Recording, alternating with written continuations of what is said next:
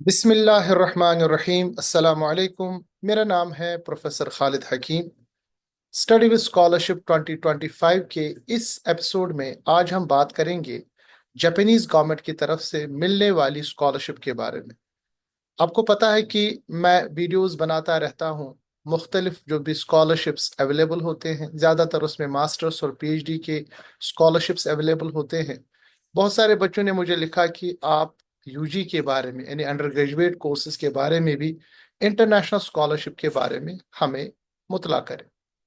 इस सिलसिले में एक बहुत ही इंपॉर्टेंट स्कॉलरशिप निकली है जापानीज गवर्नमेंट की तरफ से, जो कि एक बहुत ही अच्छा मौका है उन स्टूडेंट्स के लिए भी जो हमारे पास साइंस सब्जेक्ट्स के अलावा भी बाकी सब्जेक्ट्स में, जैसे ह्यूमैनिटीज में अपने 10+2 जिन्होंने कंप्लीट किया है, वो भी इसमें अप्लाई कर सकते हैं। इस वीडियो में हम जानेंगे कैसे अप्लाई करना है, क्या तरीका है, कौन सा फॉर्म भरना है, लास्ट डेट क्या है, और ये जापानीज स्कॉलरशिप आपको कैसे मिल सकती है। तो सबसे पहले ये जो मैंने आपके सामने वेबसाइट ऑन रखी है, इस वेबसाइट को मैं डिस्क्रिप्शन बॉक्स में इसका लिंक दूंगा। आप डिस्क्रिप्शन बॉक्स में इसको ओपन कीजिएगा, उसके बाद हम इसके बारे में बात करेंगे। तो ये जो स्कॉलरशिप है, ये असल में जापान जापान के किसी भी इंस्टीट्यूट में, जो भी गवर्नमेंट इंस्टीट्यूट है, वहाँ पर आप अपनी अंडर ग्रेजुएट डिग्री पूरी कर सकते हैं अगर आपने 10+2 किया है और आप जापान में पढ़ना चाहते हैं। जापान बहुत ही अच्छा मुल्क है। उनका कल्चर, उनके एजुकेशनल स्टैंडर्ड्स, ये तमाम चीज़ें आप वहाँ हासिल कर सकते हैं, वो भी फुल्ली फंडेड स्कॉलरशिप के साथ। अच्छा, बताता चलूँ कि ये जो स्कॉलरशिप है ये सिर्फ इंडियन स्टूडेंट्स के लिए है। तो ये वीडियो उनके लिए है जो इंडिया में रहते हैं, उनके लिए ये स्कॉलरशिप ओपन की गई है। देखिए, यहाँ पर जो डिटेल्स दिए गए हैं उस पर हम बात करेंगे, बाद में आपको प्रोसीजर में बता देता हूँ। सबसे पहले लेवल जो है एजुकेशन का, वो है अंडर ग्रेजुएट। यानी अगर आपके पास 10+2 आपने किया है, 10+10+2, तो आप इसके एलिजिबल है। अच्छा, आपकी जो एज है ये 2 अप्रैल 2021, यानी इस इस डेट से या इसके बाद में आप पैदा होने चाहिए। यानी अप्रैल 2021 से, यानी 201 से 2001 से पहले अगर आप, यानी आपकी पैदाइश हुई है, तो आप इसमें एलिजिबल नहीं है। तो ये यंग होना चाहिए। तो इसका मतलब है कि 25 साल तक आपकी, यानी 24-25 साल तक की आपकी एज होनी चाहिए। 24 साल, 25 साल से ज्यादा आपकी एज नहीं होनी चाहिए। किन किन सब्जेक्ट्स में आप ये हासिल कर सकते हैं? सबसे पहले सोशल साइंस एंड ह्यूमैनिटीज में। सोशल साइंस कोर्सेज में आपके सामने यहाँ पर मैं डिटेल दे दूं। आपके सामने यहाँ है लॉ में, पॉलिटिकल साइंस में, सोशियोलॉजी में, लिटरेचर में, हिस्ट्री में, जापानीज लिटरेचर में, और बाकी अदर्स में, मगर इनके पास इकोनॉमिक्स, बिजनेस एडमिनिस्ट्रेशन और कुछ और सब्जेक्ट्स अवेलेबल नहीं है। अगर आप इकोनॉमिक्स, बिजनेस एडमिनिस्ट्रेशन और बाकी सब्जेक्ट्स में आना चाहें तो वो भी अवेलेबल है। मगर ये डिपेंड करता है कि ये आपकी यूनिवर्सिटी, वहाँ की यूनिवर्सिटी आपको एक्सेप्ट करनी चाहिए। ये तो है सोशल साइंसेज एंड ह्यूमैनिटीज में। इसके अलावा यहाँ पर नेचुरल साइंसेज में आप एडमिशन ले सकते हैं। साइंसेज में आप मैथमेटिक्स, फिजिक्स और केमिस्ट्री में आ सकते हैं। इलेक्ट्रिक एंड इलेक्ट्रॉनिक स्टडीज में electronics, electrical engineering, information engineering. Mechanical studies में mechanical engineering and naval architecture. Civil engineering में आ सकते हैं आप। केमिकल इंजीनियरिंग में आ सकते हैं आप। और दूसरे फील्ड में लाइक मेटलर्जिकल इंजीनियरिंग है, माइनिंग इंजीनियरिंग है, मैरीटाइम इंजीनियरिंग है, बायोटेक्नोलॉजी है। इसके बाद नेचुरल साइंसेज बी में इनका एग्रीकल्चरल साइंसेज में एग्रीकल्चर, केमिस्ट्री, इसी तरह एग्रीकल्चरल इंजीनियरिंग, एनिमल साइंसेज में वेटरनरी साइंस आता है, फॉरेस्ट्री, फूड साइंस, फिशरीज में, और हाइजीन स्टडीज में फार्मेसी, हाइजीनिक्स और नर्सिंग में आ सकते हैं। और इसी तरह नेचुरल साइंसेज में, बायोलॉजी में, नेचुरल सोर्सेज में आप मेडिसिन एंड डेंटिस्ट्री आ सकते हैं, मगर इंडिया के लिए ऑफर नहीं करते हैं। तो यहाँ पर ऊपर जो दिया गया है, इन्हीं सब्जेक्ट्स में आप आ सकते हैं। तो नेचुरल साइंसेस प्लस ह्यूमैनिटीज, ये जो सब्जेक्ट ऊपर लिस्ट दिया गया है, इसको आप बोल्ड कीजिए, आराम से देखिए। इन सब्जेक्ट्स में अगर आप इंटरेस्टेड हैं तो आ सकते हैं। मेडिकल साइंस जैसे एमबीबीएस और फार्मेसी, उसमें आप एलिजिबल नहीं है। फार्मेसी में तो आ सकते हैं, मगर जो इसके अलावा यानी बीडीएस है, उसमें आप नहीं आ सकते। क्वालिफिकेशन क्या है? सबसे इंपॉर्टेंट बात ये है कि आपका 10+2 यानी 12th ग्रेड में ये आपके पास यानी होना चाहिए।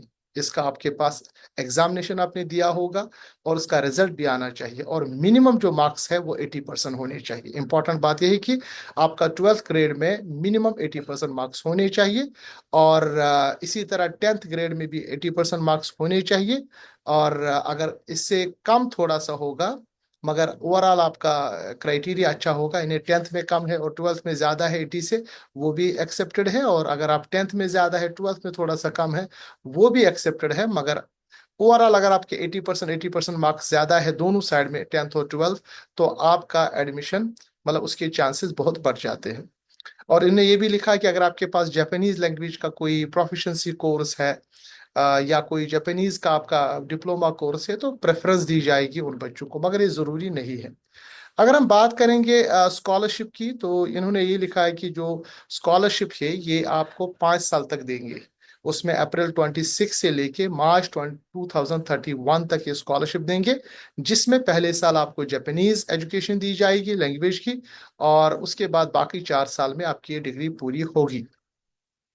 अच्छा, नेम ऑफ द स्कॉलरशिप, इन्हें नंबर ऑफ द स्कॉलरशिप कितने देंगे, तो यहाँ पर दिया गया है कि 12 बच्चों को स्कॉलरशिप देंगे। तो टोटल स्कॉलरशिप इनके पास 12 है। तो आपको अंदाजा होना चाहिए 12 बच्चे कौन होंगे, इनका स्क्रीनिंग लेवल क्या होगा। और ये जो स्क्रीनिंग है बड़ी टफ है, तो अगर आप अच्छे इन्हें आपके पास अच्छे मार्क्स के अलावा आपके पास सोशल स्किल्स है, आपको लैंग्वेज आपकी अच्छी है, बात करना चाहते हैं, इंटरव्यू फेस कर रहे हैं, तो आपको ये दे सकते हैं। देखिए अलाउंस कितना है। इनका अलाउंस जो है मंथली तकरीबन 68 या 69,000 ये मंथली आपको इंडियन रुपीज के हिसाब से देंगे। फीस एग्जेम्प्ट है, कोई फीस आपको नहीं देना पड़ेगा पूरे कोर्स का। ट्रैवलिंग एक्सपेंसेस ये राउंड ट्रिप आपको देंगे एयर फेयर का अपने हर साल के लिए। और इसके बाद एप्लीकेशन डॉक्यूमेंट्स में क्या क्या आपको भरना है, सबसे पहले एप्लीकेशन फॉर्म, इस पे क्लिक करेंगे, बहुत ही आसान है, जापानीज और इंग्लिश दोनों में दिया गया है, इसको आप देखिएगा। पूरे डिटेल्स यहाँ पर लिखना पड़ेगा, और हर एक बारे में यहाँ पर दिया गया, आपके पास पासपोर्ट होना चाहिए, और बाकी चीज़ें जो भी आपने किया है पुराने सब्जेक्ट्स में, मतलब 10th में, 11th में, 12th में, वो पूरे डिटेल्स आपको इस फॉर्म में देना पड़ेगा।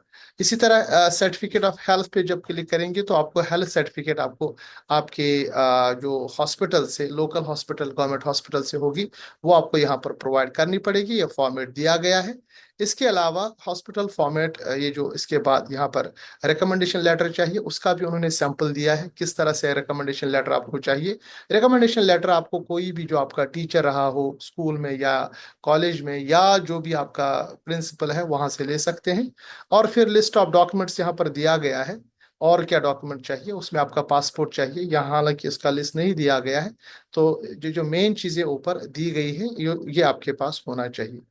अब कैसे अप्लाई करें, सबसे बड़ी बात, आपको ये तमाम डिटेल्स जो है, ठीक है, ये फॉर्म्स आपको भेजना पड़ेगा अलग अलग जो जापानीज एम्बेसी है। उन्होंने लिखा कि जो बच्चे वेस्ट बंगाल, बिहार, झारखंड, उड़ीसा में रहते हैं, तो उनको कॉन्सुलेट जनरल ऑफ जापान इन कोलकाता में ये फॉर्म सबमिट करना पड़ेगा। उनका यहाँ पर ईमेल दिया गया है, आप उनके ईमेल पे जाके उनको भेज सकते हैं, या डायरेक्टली वहां जा सकते हैं। और जो बच्चे तमिलनाडु, पुडुचेरी, केरला, आंध्र प्रदेश और तेलंगाना में है, उनके लिए यहाँ पर दी गई है कि वो चेन्नई में जाएं, जो भी जापानीज कॉन्सुलेट है वहां पर। और जो बच्चे छत्तीसगढ़, इसी तरह दादरा और नगर हवेली, दमन और दीव, इसी तरह गोवा, गुजरात, मध्य प्रदेश और महाराष्ट्र में, उनको काउंसुलेट जनरल ऑफ जापान इन मुंबई, यहाँ पर एड्रेस दिया गया है, वहां पर वो जाके सबमिट करेंगे डिटेल्स। अगर आप कर्नाटका से है, तो आपको बंगलुरु में जो काउंसुलेट जनरल ऑफ जापान है वहां सबमिट करना पड़ेगा। और बाकी जितने भी यानी स्टेट्स है या यूनियन टेरिटरीज है, वो चाणक्यपुरी, न्यू दिल्ली में ये सबमिट कर सकते हैं।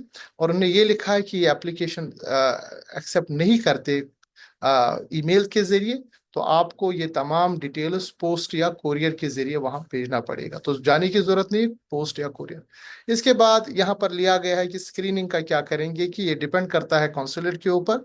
सो आप वेबसाइट पे चेक करेंगे, जो जापानीज एम्बेसी न्यू दिल्ली में है, तो 26 मई एप्लीकेशन का लास्ट डेट है। तो अभी आपके पास तकरीबन 15-16 दिन, तकरीबन 25 दिन है, पूरा मई का ये 25 दिन है।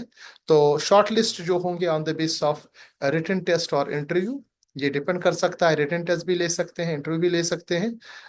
वो फर्स्ट वीक ऑफ जून में। उसके बाद रिटन एग्जाम 28 जून को होगा, इंटरव्यू 3 जून को। यानी सबसे पहले शॉर्टलिस्ट करेंगे, उसमें जो शॉर्टलिस्ट होंगे उनका एग्जाम होगा 28 जून को। एग्जाम कैसे होगा? वही जो आपने 10+2 में किया है रेलिवेंट सब्जेक्ट में। उसके बाद जो उसमें निकलेगा उनका इंटरव्यू 3 जून में, और एंड ऑफ द जून 2025 में आपको इसका रिजल्ट मिलेगा।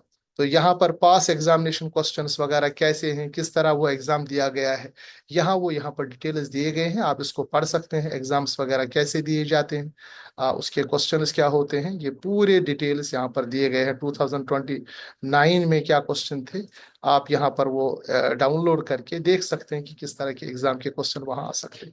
मैं समझता हूँ कि बहुत अच्छा मौका है अगर आप जापान में जाना चाहे। अगर जो कम्पिटिटिव है, सिर्फ 12 बच्चों को सिलेक्ट करेंगे, बट पूरा एग्जाम्प्ट है, कोई फीस नहीं देना, कोई एप्लीकेशन फीस नहीं है, और पूरा आपका खर्चा ये लेंगे 5 साल तक। तो एक बहुत अच्छा मौका है।